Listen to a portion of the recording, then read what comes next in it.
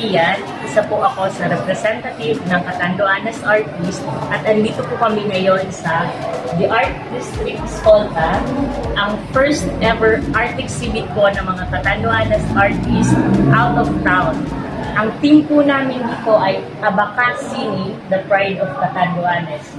Bakit Abacasini?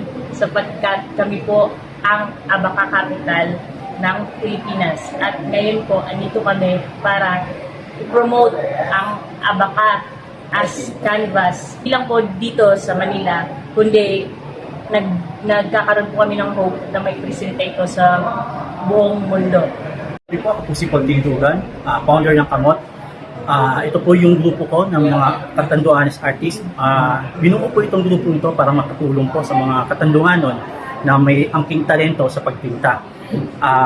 Sa tulong po ng mga artist ito, pinupromote po namin ang produktong Catanduanon. Ito po yung Abaca, na kung saan mayroon pong gawa na Abaca papel, Abaca paper, na kung saan doon po nila ipininta ang mga obra nila.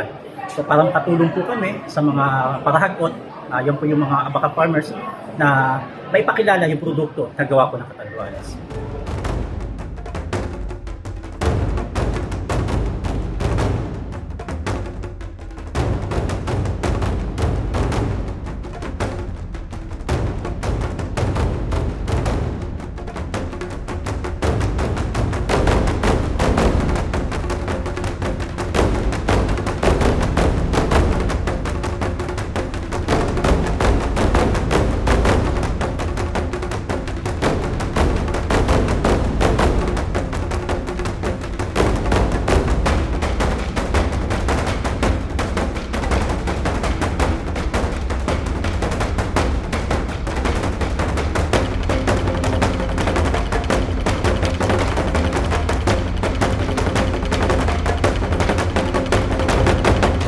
Good evening, I'm Resik Loy, one of the member of Kamot. So, kwento ko lang muna sa inyo kung paano ginagawa yung Abaca paper. So first, kinokolek, tapos niluluto.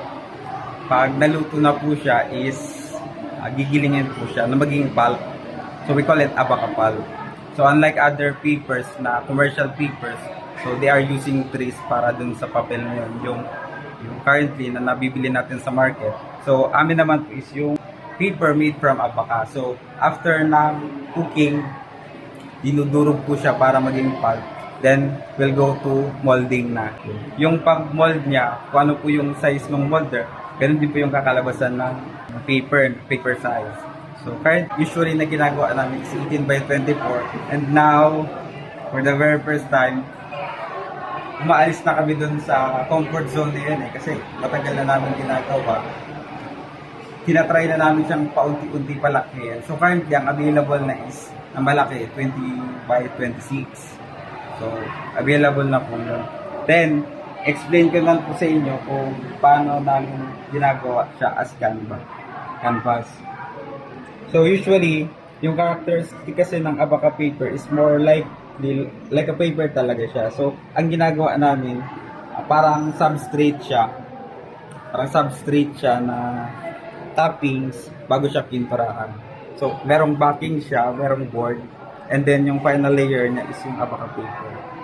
Thankful and grateful for having us here na makapag-exhibit kami. Malaking tulong po ito para sa mga Abaca farmers, hindi lang po sa mga Catanduanes artists, sapagkat sila po ang isa sa dahilan kung bakit meron po tayong Abaca paper na ito na po ginagamit namin ngayon sa mga exhibit at hopefully maraming exhibit pang darating. Magandang gabi po, welcome po dito sa art exhibit namin dito sa Pago Building sa The Art District. Gusto ko lang po kayong invite na pumunta rito mula po ngayong araw na to, September 16 hanggang October 14. Open po ang gallery para makita nyo lang po ang mga artworks na gawa po ng mga Catanduanon na ipininta kanilang mga obra sa Abaca paper.